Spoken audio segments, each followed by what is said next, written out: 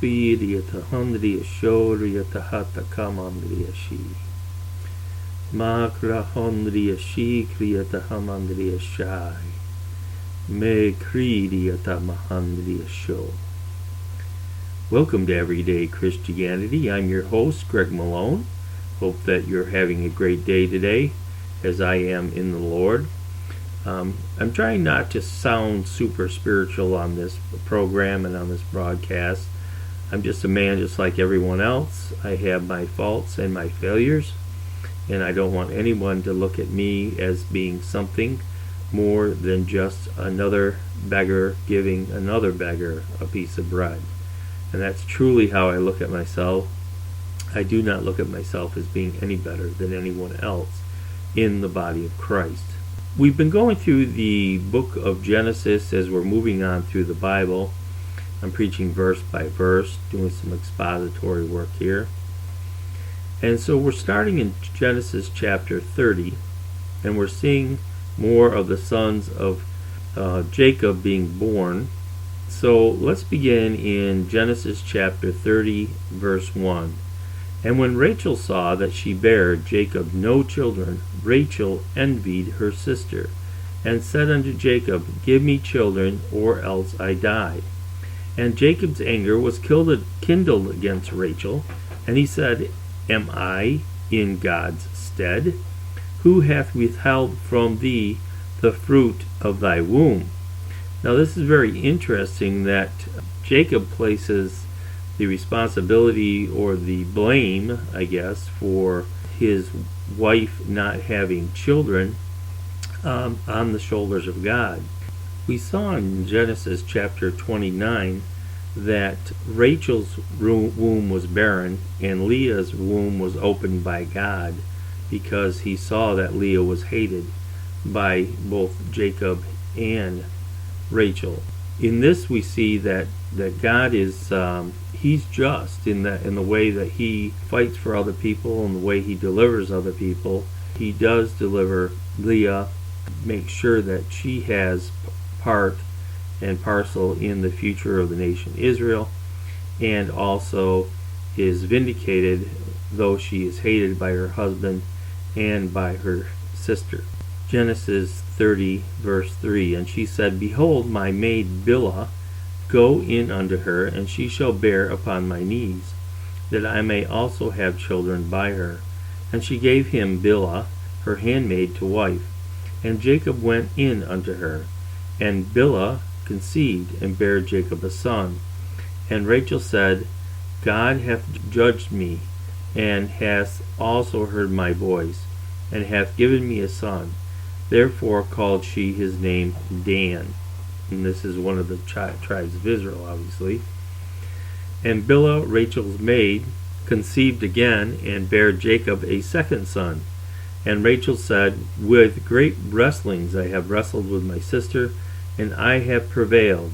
And she called his name Naphtali. And when Leah saw that she had left bearing, she took Zilpah her maid, and gave her to Jacob to wife. And Zilpah, Leah's maid, bare Jacob a son. Genesis verse 11. And Leah said, A troop cometh, and she called his name Gad. So we see as we go on down through that, the 12 tribes of Israel are being born through these different women. And there are 4 different women specifically named here, and that God uses each one of them, no matter how the circumstances worked out for them to have children, to produce the 12 tribes of Israel. So let's continue on down with Genesis chapter 30 verse 12. And Zilpah, Leah's maid, bare Jacob a second son. And Leah said, Happy am I, for the daughters will call me blessed. And she called his name Asher. And Reuben went in the days of wheat harvest, and found mandrakes in the field, and brought them unto his mother Leah. Remember, this is the oldest son. Then Rachel said to Leah, Give me, I pray thee, of thy son's mandrake. And she said unto her, Is it a small matter that thou hast taken my husband?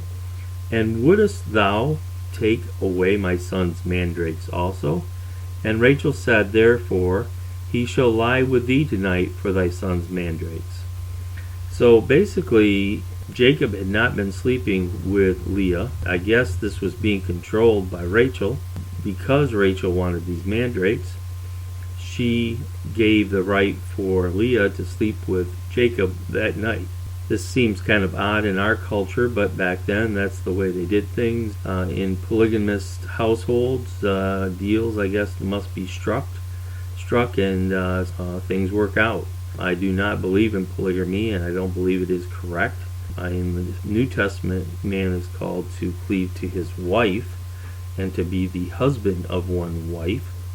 So therefore, in the New Testament economy, the law has been changed. Genesis 30:16, And Jacob came out of the field in the evening, and Leah went out to meet him, and said, Thou must come in unto me, for surely I have hired thee with my son's mandrakes. And he lay with her that night. And God hearkened unto Leah, and she conceived and bare Jacob the 5th son.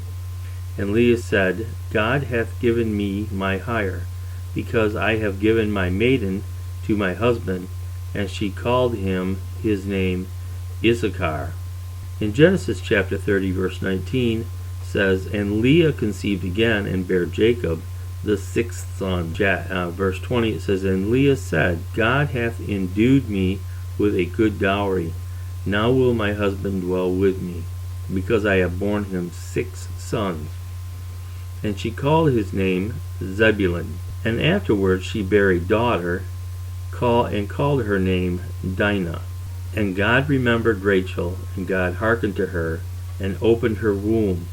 And she conceived and bare a son, and said, God hath taken away my reproach. Now, we see here in verse 22 that says, God remembered Rachel, and God hearkened to her, and opened her womb. Now, this is an example, again, of someone coming to God and asking and continuing to ask, and eventually getting what they want, from God. So we see Rachel participating in that, and God remembers her and rewards her for her diligence, and he opens her womb. And also to fulfill his future plans for the nation of Israel. In verse 23 it says, And she conceived and bare a son, and said, God hath taken away my reproach. So we see here that Rachel now is very ecstatic or very happy that God has taken away her reproach. I think God did so because of his justice. He's a very just God, and he does things according to his justice and according to his righteousness. He is a good God, and because of that, he will bless us and meet our needs. And I know a lot of people talk about this with an eye to get more stuff from God. That's what they're concerned with. But God isn't so much concerned with giving us more stuff as he is with us getting who he is and what he has done for us in our lives. Okay, Genesis 30 verse 24 says, And she called his name Joseph, and said, The Lord shall add to me another son. And in verse 25 we see, And it came to pass, when Rachel had borne Joseph, that Jacob said unto Laban, Send me away, that I may go to my own place, and to my country. Give me my wives and my children, for whom I have served thee, and let me go, for thou knowest my service which I have done thee. And Laban said unto him, I pray thee, if I have found favor in your eyes, tarry, for I have learned by experience that the Lord hath blessed me for thy sakes. Now this is a very interesting thing, that Laban realizes that he's being blessed by God, not because of his own actions, because he was very crooked, and that's been borne out in any of his dealings with Isaac and now Jacob. So in verse 28 we see, And he said, Appoint me thy wages, and I will give it. And he said unto him, Thou knowest I have served thee, and how thy cattle was with me. for it was little which thou hadst before I came, and it is now increased into a multitude. And the Lord hath blessed thee since my coming. And now when shall I provide for my own house also? So he's basically saying, look, I've done enough for you. I've helped you out. I've blessed you. He's got all these grandchildren now. And he's just saying, hey, I want my own piece of the pie here also. In verse 31, and he said, what shall I give thee? And Jacob said, thou shalt not give me anything, if thou wilt do this thing for me. I will again feed and keep thy flock. I will pass through the flock today, removing from thence all the speckled and spotted cattle, and all the brown cattle among the sheep, and the spotted and the speckled among the goats. And of such shall be my hire.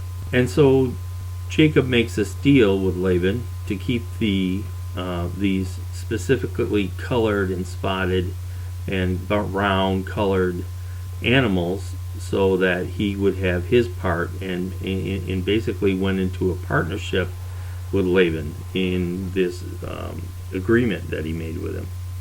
And we see this in business today, where people will go into business with each other, and many times partnerships fail because the two partners don't get along. They get along at first, and then after a while the deal changes, things happen, and people then change their minds on the way they want things done. And I would just recommend to anyone, do not go into partnerships. I don't think it's a good idea, because you don't know the future. Sometimes partnerships are good, but the only way that a partnership can be good is if it is strictly contractually bound for a partnership to work. For the most part, there are a few that do survive and work well, but for the most part they struggle at some point in time, and there has to be a set of rules governing the partnership.